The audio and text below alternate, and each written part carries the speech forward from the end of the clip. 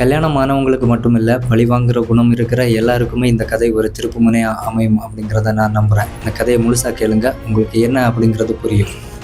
அப்புறம் என் வாழ்க்கையில் நடந்த ஒரு சுவாரஸ்யமான விஷயத்தையும் இந்த கதைக்கு கூட நான் உங்களுக்கு சொல்லுவேன். நீங்கள் இந்த வீடியோ முழுசாக பாருங்கள்.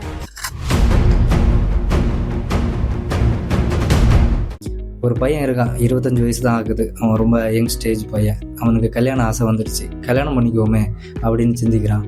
ஆமாம், கல்யாணம் பண்ணிக்கலாம், நல்லது தானே அப்படின்னு யோசிச்சுட்டு கல்யாணம் பண்ணுறான். வாழ்க்கை கொஞ்ச நாள் ரொம்ப அமைதியாக சந்தோஷமாக போயிட்டுருக்குது. ஆகா, இப்படி ஒரு வாழ்க்கையை நம்ம எவ்வளோ நாள் மிஸ் பண்ணிட்டோமே அப்படின்ற மாதிரியெல்லாம் அவன் நினைக்கிறான். கொஞ்ச நாள் அமைதியாக போன அந்த வாழ்க்கை திடீர்னு ஒரு பிரச்சனைக்குள்ளால் போயிடுது. கணவன் மனைவிக்கு இடையில் ரொம்ப பெரிய பிரச்சனை வந்துடுது.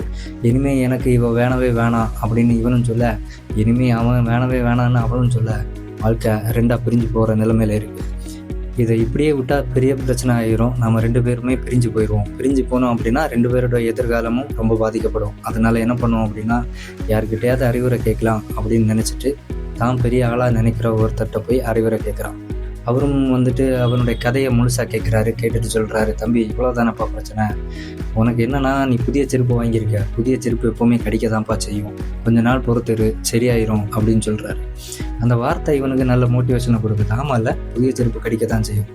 2 வெவ்வேறு மனங்களை ஒரே இடத்துல கொண்டு இணைச்சி வைக்க நினச்சா கொஞ்ச நாட்கள் அப்படி தான் இருக்கும் போல இருக்குது அப்படின்னு இவன் பாசிட்டிவாக திங்க் பண்ண ஆரம்பித்தான். அப்போ என்ன ஆகுது அப்படின்னா, அவங்களுக்குள்ளால பிரச்சனை கொஞ்சம் சால்வ் ஆகிடுச்சு. கொஞ்ச நாள் போகும்போது திரும்பவும் அதே மாதிரியான பிரச்சனை வருது. இப்போவும் அதே பிரேக்கப்பான நிலைமையில வந்து நிற்குது. ஐயோ என்ன பண்ணுறதுன்னு சொல்லிட்டு ஒரு இடத்துல சோகமாக உட்காந்துருக்கிறான். அந்த பெரியவர் அந்த பக்கமாக நடந்து போகிறாரு. அவர் கேட்குறாரு, தம்பி நல்லா தானே இருந்த அப்படின்னு நான் கேள்விப்பட்டேன், என்னப்பா பிரச்சனை இங்கே வந்து உட்காந்துருக்க அப்படின்னு. ஆமாய்யா, நல்லா தான் போயிட்டு இருந்துச்சு. ஆனால் இப்போ என்ன ஆயிடுச்சுன்னா திரும்பவும் அதே மாதிரியான பிரச்சனை வருது. இப்போ பிரச்சனை அவங்க சைடில் இருந்தில்ல, என் சைடில் இருந்து. நான் என்ன பண்ணுறேன் அப்படின்னா, அந்த பழைய விஷயங்களெல்லாம் சொல்லி காட்ட ஆரம்பிக்கிறேன். ஏற்கனவே எனக்கு நீ பண்ணல, இதனால நான் இதுக்கெல்லாம் உனக்கு திரும்ப பதிலடி கொடுப்பேன் அப்படின்ற மாதிரி ரிவெஞ்ச் எடுத்து பண்ண ஆரம்பிக்கிறேன். அதனால தான் இப்போ எங்களுக்குள்ளால பிரச்சனை அப்படின்னு பையன் சொல்கிறான். இப்போது அவர் சொல்கிறாரு, தம்பி ஏற்கனவே நான் உங்கள்கிட்ட சொல்லியிருந்தேன் புதிய செருப்பு கடிக்கத்தான் செய்யும் அப்படின்னு. இப்போவும் அதே விஷயத்த தான் சொல்கிறேன், புதிய செருப்பு கடிக்கத்தான் செய்யும், ஆனால் அதுக்காக நீ அதை திரும்ப கடிக்கக்கூடாது அப்படின்னு அவர் சொல்கிறாரு.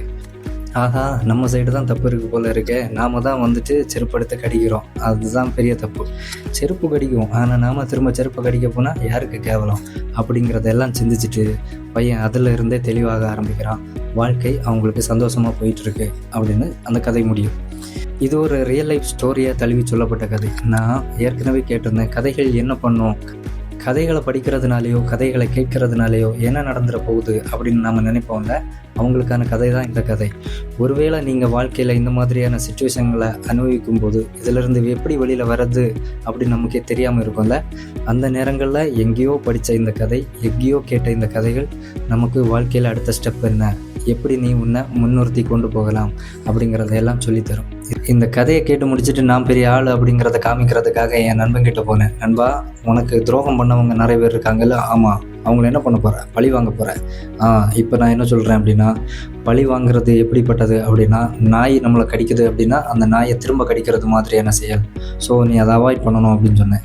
உடனே அவன் சொன்னான், நாய் கடிக்குது அப்படிங்கிறதுக்காக நான் நாயை கடிக்கிற ஆள் கிடையாது, நாயை கல்லெடுத்து அடிக்கிற ஆள் அப்படின்னு ரைமிங்கில் சொல்லிட்டான். என்னடா பண்ணுறது அப்படின்னு யோசிச்சுட்டு சிரிச்சுட்டு அமைதியாக வந்துட்டேன். அவ்வளோதான் வாழ்க்கை. இந்த கதை பிடிச்சிருந்துச்சு அப்படின்னா லைக் பண்ணுங்கள். இந்த மாதிரியான சிச்சுவேஷனில் ஏதாவது இருந்துட்டு இந்த கதை உங்களை ஆழமாக பாதிச்சுது அப்படின்னா நீங்கள் கமெண்ட் பண்ணலாம்.